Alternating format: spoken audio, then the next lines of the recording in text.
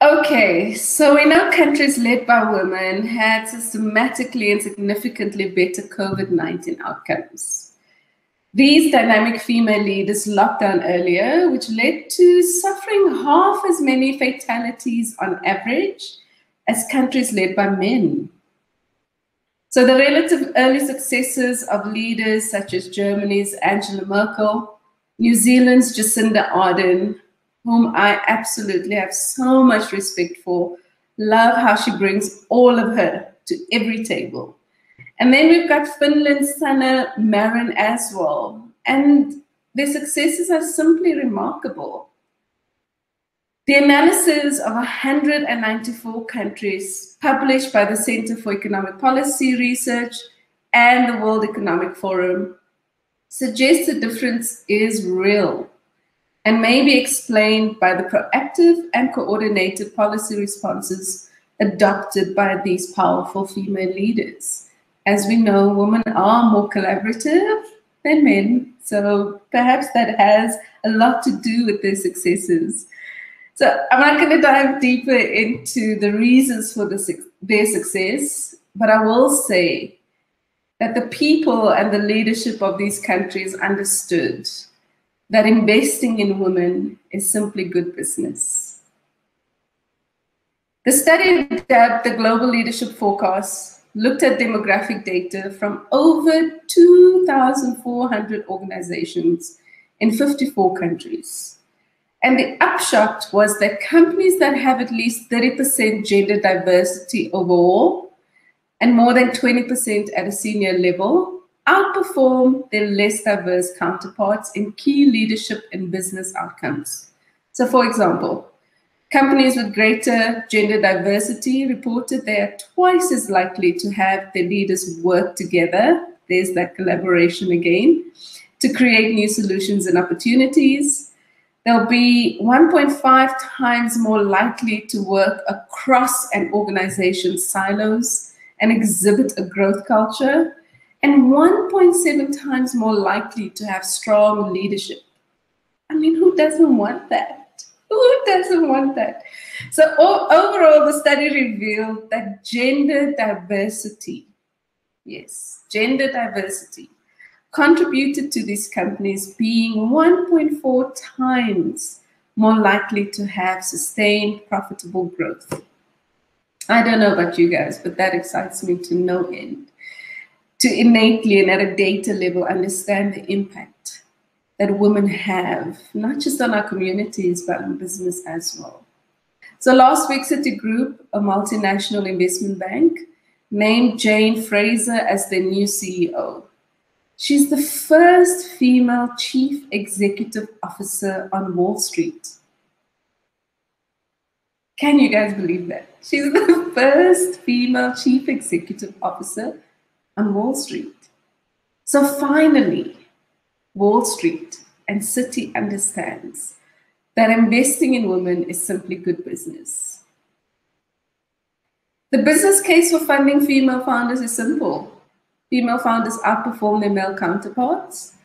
A study by the Boston Consulting Group evaluated 350 companies that had been part of the Mass Challenge program.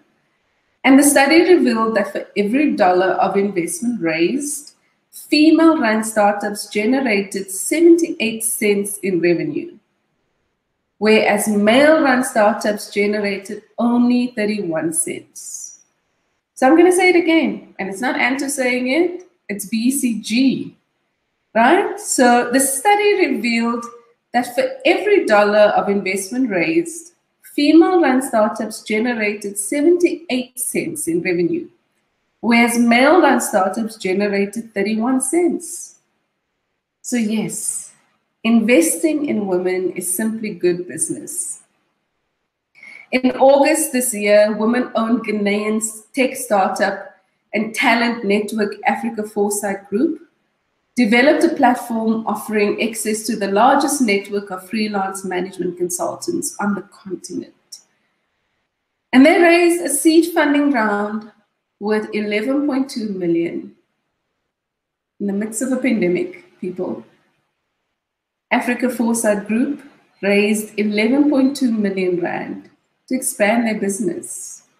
Their investors understand that investing in women is simply good business. In South Africa, women-owned recruitment startup Job Crystal raised 4.2 million in funding from Enigma Ventures to enable them to expand their impact. And Enigma Ventures is a 100 million rand fund launched late last year with a focus on investing in women entrepreneurs in the SADC region. So Enigma understands that investing in women is simply good business. In August, we also saw that 100% Black-owned and managed civil and structural engineering consulting firm, Milani Pariachi and Associates, an investment holding Swing Women Investments, acquired 100% equity of Mark McDonald Africa, the South African engineering entity of Mark McDonald. What? In the middle of a pandemic, these women are bold enough to say, we're going to acquire 100% of Mark McDonald's South African operations. That is just significant on another level. So they understand themselves that investing in women is simply good business. Closer to our business, an alumna from our Accelerator program went from annual revenues, this is one female founder, went from annual revenues of 2 million to 40 million over the next 3 years. Another one launched an e-commerce platform, and it sustained it during the pandemic when she had to close a hair salon during the lockdown. Another one of our alumnus is expanding her business to build a manufacturing plant in Mitchell's Plain. So creating jobs for her community, but also expanding her business by exporting internationally. So you best believe, I know, that investing in women is simply good business. In 2016, I launched the 88 Business Collective, an accelerator for female founders. I started this after surviving a devastating liquidation. So I grew my first business from my mother's lounge and expanded it to Uganda and Kenya. And I've created over 80 jobs over that 12-year period of my first business. Yes, it was pretty bold and courageous and a beautiful entrepreneurial journey, even if I have to say so myself. But instead of staying in the fetal position post-liquidation and feeling terribly sorry for myself, I decided to dedicate my life to investing my time and energy in accelerating world-class African female founders. We've journeyed with growth stage female founders for the past 4 years, and as I mentioned, they've experienced significant growth. So post-liquidation, I intuitively understood all the way into my bone marrow that investing in women is simply good business. COVID-19 accelerated our virtual plans. As we continue to invest in female founders, we transition from being industry agnostic to focusing on tech female founders, specifically female founders who are passionate about blockchain, as passionate as we are. So from October, we will host webinars featuring local and international blockchain experts, and we will launch our first virtual blockchain bootcamp in March 2021. We'll support 88 female founders annually from 2021 and create multiple seats at the blockchain table. Yes, you best believe the future is female, and that future will be powered by blockchain. PwC, thank you for the opportunity to share today, and a huge thank you for the roadshow. It's been pretty amazing getting to know the other ESD participants and to explore potential opportunities for collaboration.